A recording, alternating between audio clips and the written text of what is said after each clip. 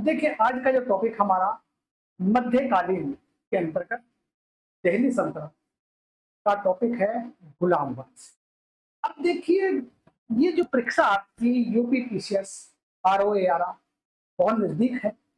अब हमारा जो टारगेट है वो यूपीपीसीएस प्रारंभिक परीक्षा जो अक्टूबर में होनी है, मात्र 50 या 55 दिन बचे हैं। उसके अंतर्गत जो हम एक रिवीजन टेस्ट या रिवीजन के तहत जो है हम सिलेबस कवर करें। इसके अंतर्गत देखिए, आपके बहुविकल्पिक प्रश्न भी होंगे, उनका एक्सप्लेनेशन भी होगा। दूसरा एक मतलब जो है कंसेप्ट वाला एक लेक्चर भी इसके अंतर्गत होगा। देखिए जी, पहला टॉप जो है इसके अंतर्गत जो है हमारा गुलाम वंश के अंतर्गत वो है कुतुबुद्दीन ऐबक।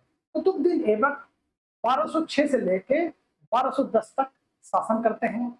वहीं पर देखिए, तराइन के युद्ध के पश्चात मोहम्मद गोरी गजनबी लौट गया और यहाँ की जो राज्य व्यवस्था, यहाँ के शासन की जो बागडोर अपने विश्वासवश गुलाम कुतुबुद्दीन ऐबक को सौंप दिया।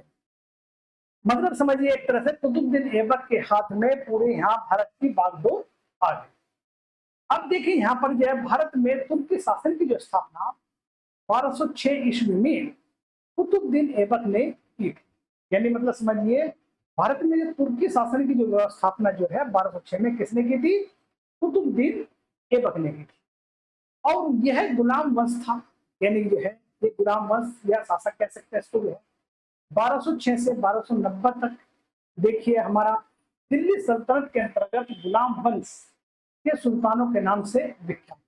यानी कि 1206 से 1290 तक दिल्ली सल्तनत का जो सुल्तान शासन जो है वो गुलाम वंश के सुल्तानों के नाम से विख्यात। वहीं पर देखिए, आप जब हम बात करते हैं, गुलाम वंश को मामूलिक वंश भी कहा जाता है। मतलब समझिए, एक तरह से मामूलिक शब्द का अभिप्राय स्वतंत्र माता पिता से उत्पन्न हुए दास से। यानी कि बहुत बात क्वेश्चन आते हैं, मामूलिक का अर्थ क्या है? अब मामूलिक का जो अभिप्राय है वो है स्वतंत्र माता पिता से उत्पन्न हुए दास से है। अब देखिए, यहाँ पर मिनहाजुद्दीन सिराज कुतुबुद्दीन ऐबक को एक वीर एवं उदार हृदय सुल्तान बताया है। उसकी जो असीम उदारता के लिए ही उसे लाख बख्श भी कहा जाता है। यानी लाख बख्श का मतलब जो है ये इतना उदार था, ये जब दान देता था लाखों का दान दे देता था।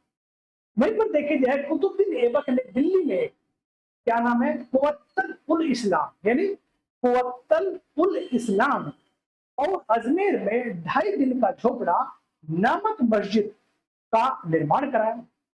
वहीं पर देखिए, ऐबक ने सूफी संत ख्वाजा कुतुबुद्दीन बख्तियार काकी के नाम पर ही दिल्ली में कुतुब मीनार की नींव रखी या नींव डाली, जिसको जो है पूर्ण जो है इल्तुतमिश ने किया था। मतलब देखिए, एक तरह देखिए दिल्ली का जो मैंने है कुतुब मीनार है, कुतुब बेगम स्टार्ट करता है और पूर्ण जो है हमारे इल्तुतमिश शासक करते हैं। कुतुबुद्दीन ऐबक ने साम्राज्य विस्तार में अधिक ध्यान राज्य की सुदृढ़ीकरण पर दिया था। उसने लाहौर को अपनी राजधानी बनाई। यानी कुतुबुद्दीन ऐबक ने अपनी राजधानी लाहौर को बनाया था। 1210 ईस्वी में घोड़े से गिरकर ऐबक की मृत्यु हो गई और उसकी मृत्यु के बाद उसके जो है अयोग्य पुत्र आराम शाह सुल्तान बना। यानी कि देखिए, मतलब जो है 1210 ईस्वी में घोड़े से गिरकर जब कुतुबुद्दीन ऐबक की मृत्यु जाती है, तो इसके पश्चात जो इसका उत्तराधिकारी था कुतुबुद्दीन ऐबक का, मतलब अयोग्य पुत्र आराम शाह सुल्तान बना। किंतु इल्तुतमिश ने उसे युद्ध में परास्त करके मार डाला और स्वयं जो है दिल्ली का शासक बन गया। तो इल्तुतमिश। अब देखिए, गुलाम वंश का अगला शासन जो है वो इल्तुतमिश। इल्तुतमिश 1210 से लेकर 1236 तक शासन करता है। इल्तुतमिश को दिल्ली सल्तनत का वास्तविक सुल्तान माना जाता है या वास्तविक संस्थापक भी कहा जाता है। कुतुबुद्दीन ऐबक का इल्तुतमिश दामाद था और इल्तुतमिश की राजधानी यानी इल्तुतमिश ने राजधानी को लाहौर से बदलकर दिल्ली स्थापित, यानी कि लाहौर से जो है राजधानी दिल्ली लाया था वो इल्तुतमिश शासक। इल्तुतमिश ने ही 40 गुलाम सरदारों का एक गुप्त अर्थात तुर्कान एक चहलगामी या 40 दल का एक संगठन बनाया या संगठित किया। अब इस संगठन में 40 सरदार ऐसे थे जो अपने सम्राट के इशारे पर अपने प्राण जान माल सब कुछ निछावर कर देते।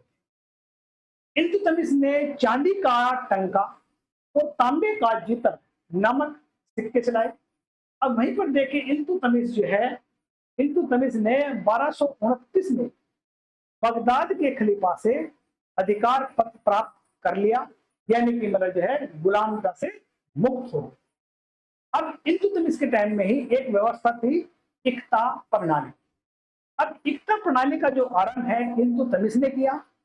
इल्तुतमिश ने इक्ता संस्था का प्रयोग भारतीय समाज की सामंतवादी व्यवस्था को समाप्त करने तथा राज्यों के भागों को केंद्र के साथ जोड़ने का एक साधन के रूप में प्रारंभ। मतलब देखिए इक्ता प्रणाली क्यों स्टार्ट की गई थी। इल्तुतमिश ने इसका जो प्रयोग है भारतीय समाज में जो सामंतवाद थी, सामंतवाद व्यवस्था को समाप्त करना था और साथ ही इनके भागों के राज्य के अनेक भागों को केंद्र के साथ जोड़ने का एक साधन के रूप में शुरू की।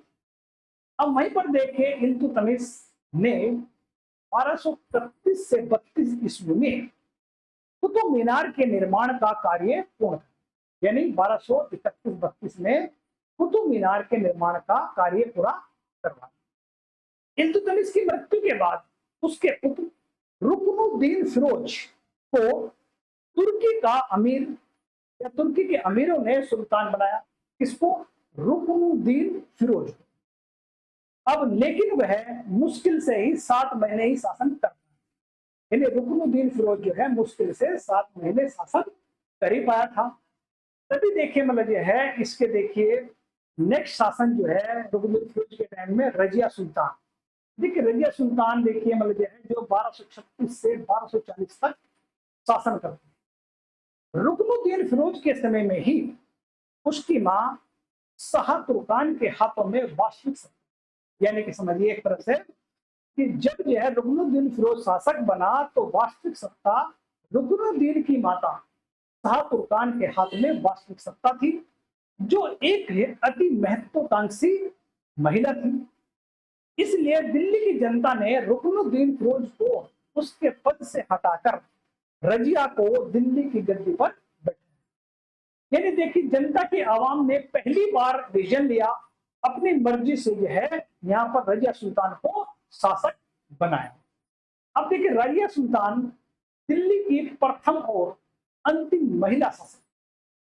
रजिया सुल्तान दिल्ली के 32 सुल्तानों में एकमात्र सुल्तान थी जिसने जनता के समर्थन से सिंहासन प्राप्त किया। यानी कि देखिए रजिया सुल्तान जो दिल्ली के जो 32 सुल्तान हैं उनमें केवल रजिया सुल्तान ऐसी थी जिस जो है आवाम के हिसाब से या फिर जनता के समर्थन से सिंहासन प्राप्त किया। अब देखिए रजिया ने एक अबसीनिया मलिक याकूत को अमीर ए आखूर होता है अश्वशाला का प्रधान नियुक्त किया और रजिया के काल में ही राजतंत्र और तुर्क सरदारों के बीच संघर्ष आरंभ। बहुत बार क्वेश्चन पूछा जाता है कि भाई किसके काल में राजतंत्र और तुर्क सरदारों के बीच संघर्ष आरंभ? ये कहेंगे आप रजिया सुल्तान के बीच।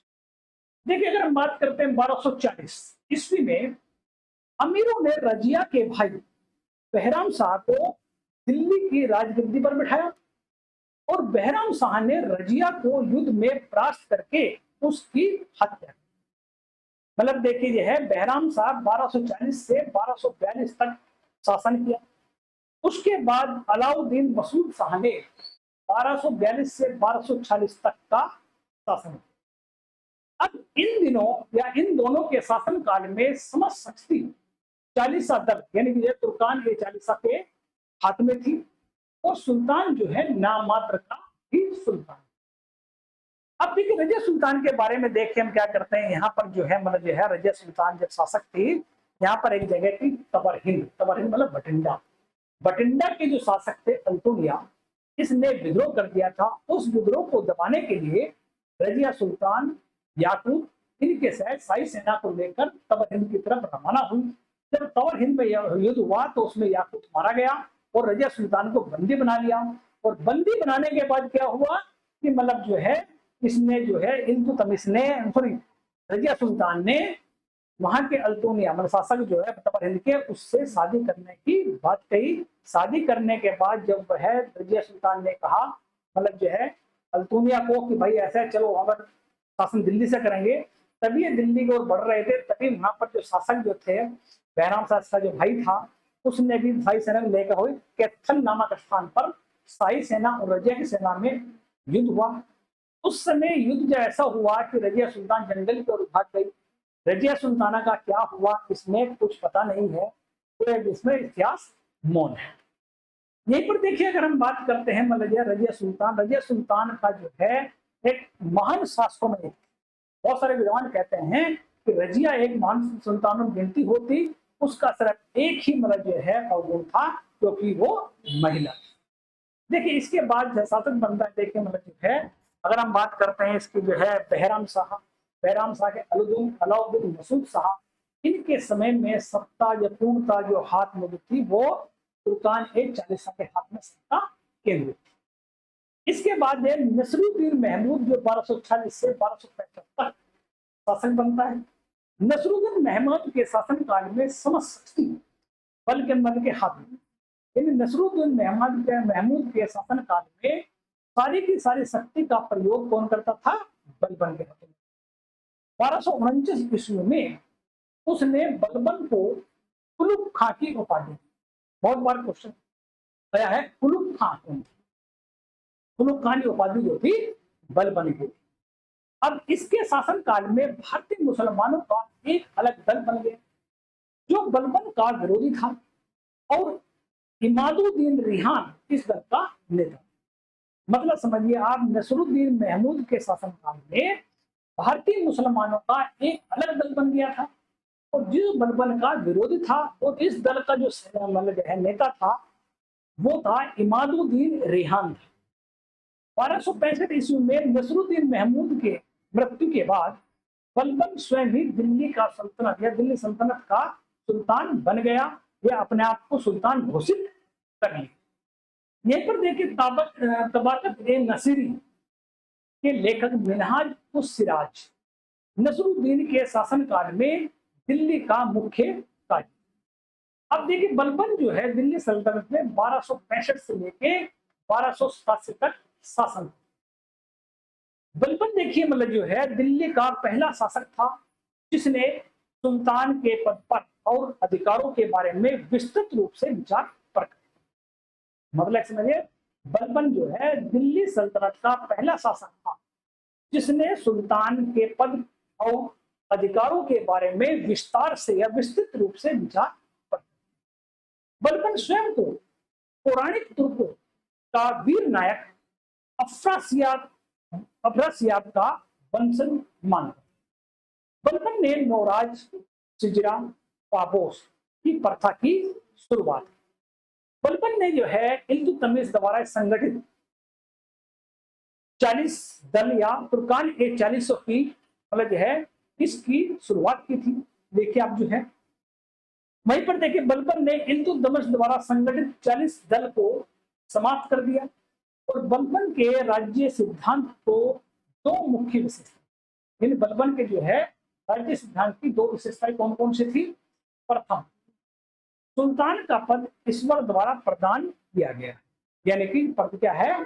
सुल्तान का जो पद है वो ईश्वर द्वारा दिया गया है या दिया होता है। द्वितीय, सुल्तान को निरंकुश होना चाहिए, अपना उस पर कोई अंकुश नहीं होना चाहिए, कोई भी डिसीजन लेने के लिए वो स्वतंत्र होना चाहिए। अब बलबन क्या कहता है कि मैं जब भी किसी भी निम्न परिवार के व्यक्ति को देखता हूं तो मेरे शरीर की सिराएं क्रोध से उत्तेजित हो जाती। कहने का मतलब बलबन जो है डिसिप्लिन के मामले में बहुत ही स्ट्रिक्ट शासक था। न्याय के मामले में एक सुई की नोक जितना भी पूछे नहीं हटता था। इसने अपने महल दरबार में ऐसा माहौल क्रिएट किया हुआ था अगर बलबन यानी सम्राट से कोई बात करेगा तो महामंत्री बात करेगा, बाकी उससे निम्न स्तर का कोई भी अधिकारी या मतलब जो है आदमी बात नहीं कर सकता। अब बलबन का कथन है कि मैं आपको जो है कि जब वो छोटे आदमी देखता है तो उसको पुरोहित हो जाता है। बलबन ने सुल्तान की प्रतिष्ठा को स्थापित करने के लिए रट और लो की नीति अपनाई। कौन सी? रट और लो। बलबन की मृत्यु के बाद उसके पौत्र कैकोबाद उसका उत्तराधिकारी बना। वह अत्यंत ही विलासपूर्वक शासक था। अमीरों का एक गुट के नेता जलालुद्दीन ने कैकोबाद की हत्या करके स्वयं राजगद्दी पर अधिकार कर लिया। इसने? जलालुद्दीन खिलजी। इस प्रकार देखे दिल्ली सल्तनत में गुलाम वंश का अंत हो गया। देखिए इसमें